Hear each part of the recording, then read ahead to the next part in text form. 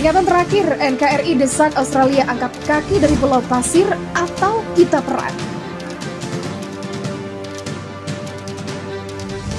Jadi tindakan-tindakan kita, keputusan-keputusan kita, kebijakan-kebijakan kita, langkah apapun yang ekstraordinari akan saya lakukan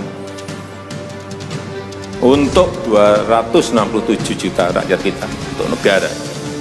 Really fitting to be here in Makassar, and I asked when we were organising this visit, just a short time. Jadi terus terang mereka-mereka yang memilih cara-cara yang sangat bertentangan dengan nilai-nilai kemanusiaan ini yang mau tidak mau harus membayar.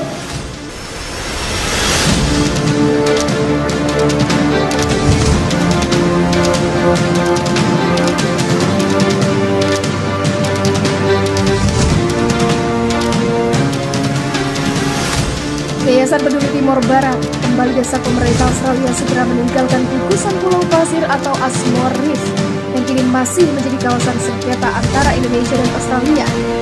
Gugusan Pulau Pasir ini sah merupakan hak milik masyarakat adat Timor Rote Sabu Alor.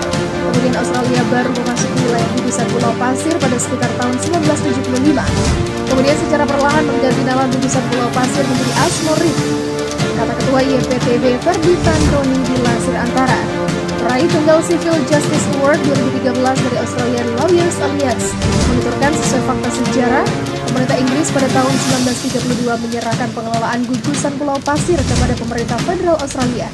Tindakan aneksasi secara sepihak dan tidak sah oleh Australia ini mengutip sejarah perjalanan Kapten Samuel Ashmore ketika hendak kembali ke negaranya pada tahun 1811 dan melewati gugusan Pulau Pasir. Pada tahun 1878, pemerintah Inggris secara sepihak mengklaim sebagai bagian dari wilayah Inggris, kemudian menamakannya sebagai Ashmore Reef. Bila mengacu pada keputusan Mahkamah Internasional yang memenangkan Malaysia dalam sengketa Pulau Sipa dan Legitan, didasarkan pada alasan efektiviti, maka posisi dan status gugusan Pulau Pasir adalah kebalikannya. Menurut Ferdi yang juga adalah pemegang mandat hak ulayat masyarakat adat di Laut Timor, tahun 98, masalah sengketa Sipadan dan Legitan di bawah International Court of Justice. Pada 17 Desember 2002, ICJ mengeluarkan keputusan tentang kasus sengketa kedaulatan Pulau Sipadan Legitan antara Indonesia dengan Malaysia. Hasilnya dalam voting itu, di lembaga itu Malaysia dimenangkan oleh 16 hakim, sementara hanya satu orang hakim yang berpihak kepada Indonesia. Secara garis besar, keputusan Mahkamah Internasional memenangkan Malaysia didasarkan pertimbangan efektiviti tanpa memutuskan pada pertanyaan dan perairan teritorial dan batas-batas maritim, yaitu pemerintah Inggris telah melakukan tindakan administratif secara nyata berupa penerbitan ordonasi perlindungan satwa burung, pengenaan pajak terhadap pengumpulan telur penyu sejak tahun 1930 dan operasi mercusuar sejak 1960-an.